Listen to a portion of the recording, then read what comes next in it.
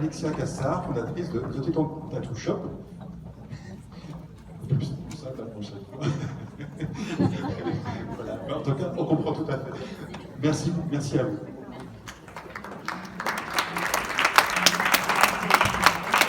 Bonjour à toutes et à tous et merci au Festival de la Communication Santé de m'accueillir aujourd'hui. Donc je vais essayer de vous expliquer un peu la difficulté d'informer les patients dans le contexte de la censure des réseaux sociaux dans laquelle je suis souvent impliquée. Alors, attends, il me faut un petit temps d'adaptation.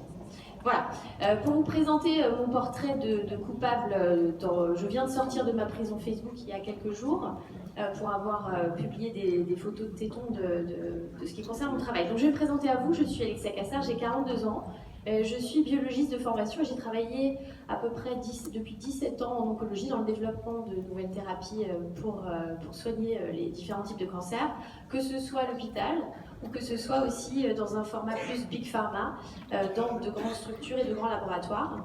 J'ai, comme beaucoup d'entre nous, été concernée de plus près par le cancer, puisque j'ai une petite fille qui, à l'âge de 10 mois, a développé une leucémie aiguë myéloblastique, et aujourd'hui elle va très bien, je vous rassure tout de suite. Mais elle m'a permis du coup de remettre en question de manière assez évidente mon parcours et ce que je pouvais apporter aux patients. Je suis donc, à l'issue d'un peu plus de 2 ans de formation, devenue tatoueuse de tétons. Et donc c'est ce que je vais essayer de vous expliquer aujourd'hui. Je vais reprendre quelques données sur le cancer du sein pour ceux qui sont un peu moins favorisés d'avoir accès directement à ces chiffres. Le cancer du sein, ça concerne 60 000 patientes par an, patients aussi également. Ça donne lieu à 20 000 mastectomies. La mastectomie, c'est l'ablation d'un ou des 2 seins. Et on va avoir chez ces patientes à peu près 20 à 30% de reconstruction. Donc c'est un chiffre qui est assez bas et qui peut même être encore plus bas en fonction des régions de France. Il y a une vraie disparité régionale. Et ces reconstructions peuvent se faire soit par des prothèses, soit par des lambeaux. Alors bien évidemment, c'est important pour les patientes de pouvoir avoir accès à ces informations sur les réseaux et aussi sur Internet pour pouvoir décider de quelle manière elles vont choisir de faire cette reconstruction. C'est même favorisant dans les chiffres, une bonne information va favoriser la décision de reconstruction. La dernière étape, et c'est celle qui m'intéresse le plus, c'est la reconstruction du mamelon et de l'aréole. Ça se fait de 3 modalités généralement pour aller vite. On peut faire une greffe de peau, donc on va utiliser des lambeaux cutanés ou des lambeaux locaux, et ça va se compliquer dans à peu près 47% des cas.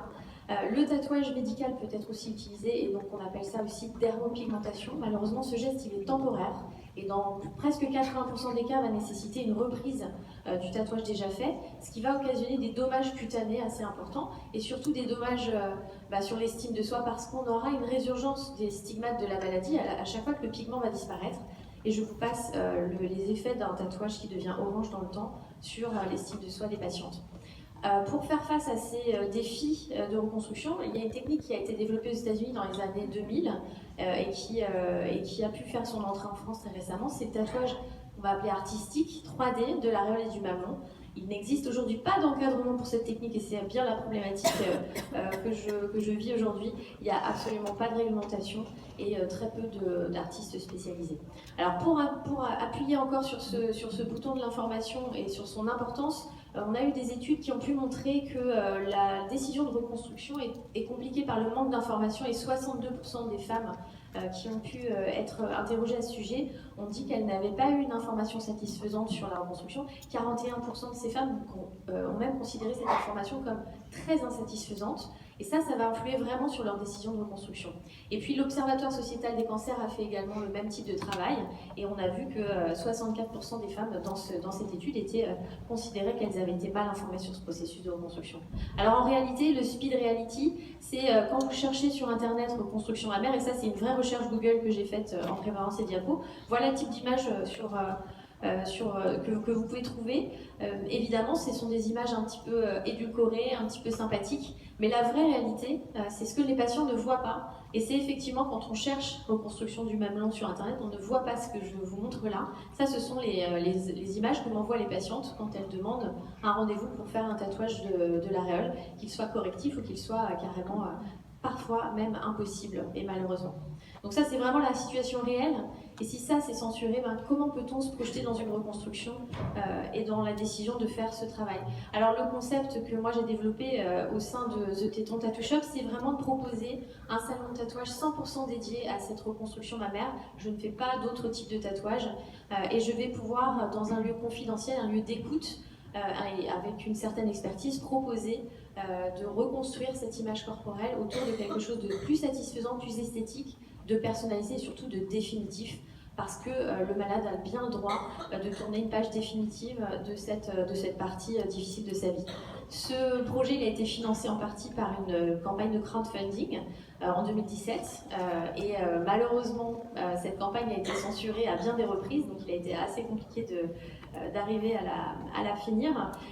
Et puis donc j'ai pu ouvrir en septembre 2017 ce premier salon à Marly-la-Ville dans le Val d'Oise et un deuxième à Nice en mars 2019. À ce jour, j'ai tatoué à peu près 500 personnes, donc ça représente une jolie petite communauté. Mais effectivement, malgré cet engouement et cette médiatisation, c'est une censure très rapide, parfois quelques secondes après la publication d'une vidéo ou d'une photo, comme vous avez vu sur la diapo précédente. C'est une censure immédiate. Soit c'est uniquement le post qui est supprimé, soit c'est carrément le compte qui se retrouve fermé et qui va du coup m'empêcher de pouvoir communiquer auprès des patientes parce qu'on sait qu'elles sont quand même plutôt engagées à venir chercher des informations sur des réseaux vivants qui sont un peu incarnés, plus que sur des sites internet. Et malheureusement, malgré les politiques de publication des réseaux comme Facebook ou Instagram, les images interdites, ce sont celles qui montrent la nudité, la connotation sexuelle. On vous passe toutes les violences qu'on peut tous voir dans nos fils d'actualité, dont on souffre tous. C'est des images non sollicitées de violence. Ça, par contre, c'est pas du tout censuré de manière automatique. Et il y a bien sûr aussi la problématique des signalements, qui sont quand même légion, et qui vont du coup arriver à suspendre des sites, et c'est parfois jusqu'à 30 jours de suspension. Ça peut aussi aller jusqu'à des blocages définitifs. Donc ça, c'est vraiment assez pénalisant pour pouvoir communiquer. Alors mon compte Twitter et ma page YouTube sont signalés comme du contenu adulte, donc c'est assez intéressant.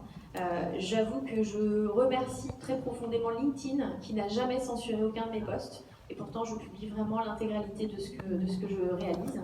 Donc, il y a quand même des réseaux qui font des efforts et c'est louable.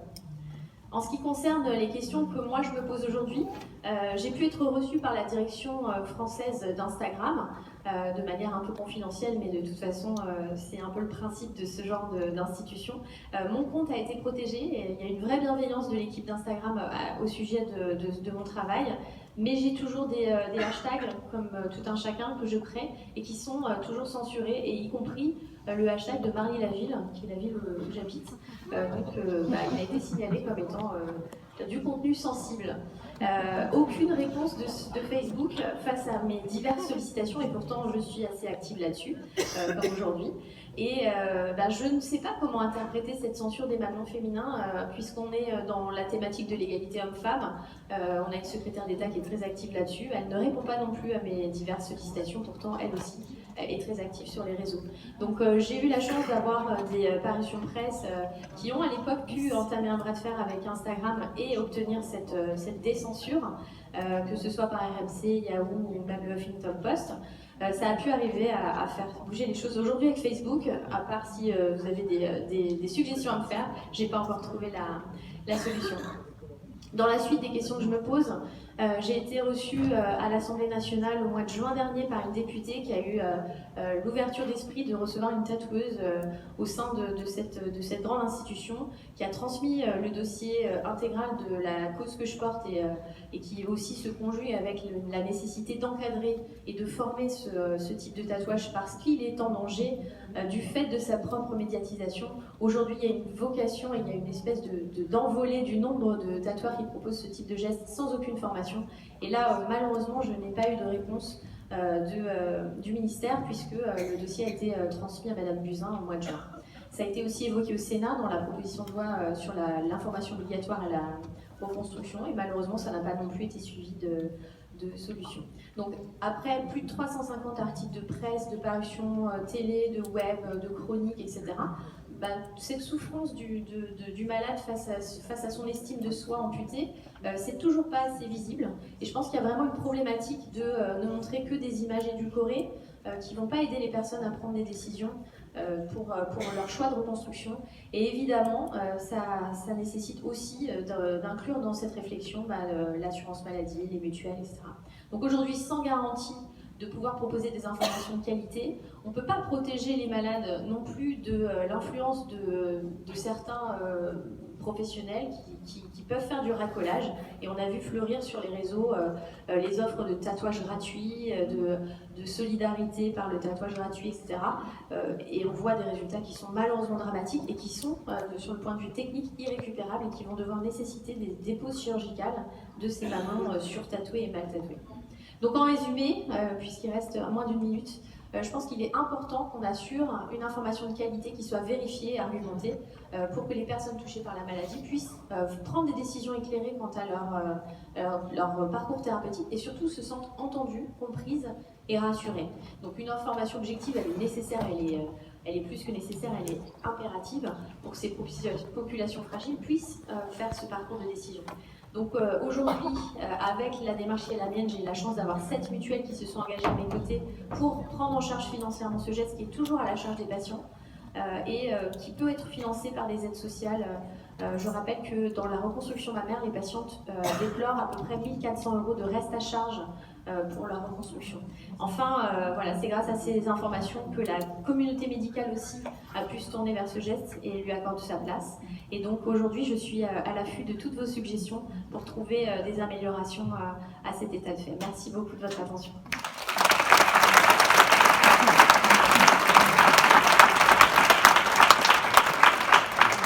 Merci beaucoup. Le digital n'a pas éradiqué l'absurdité, malheureusement. Merci. On va enchaîner.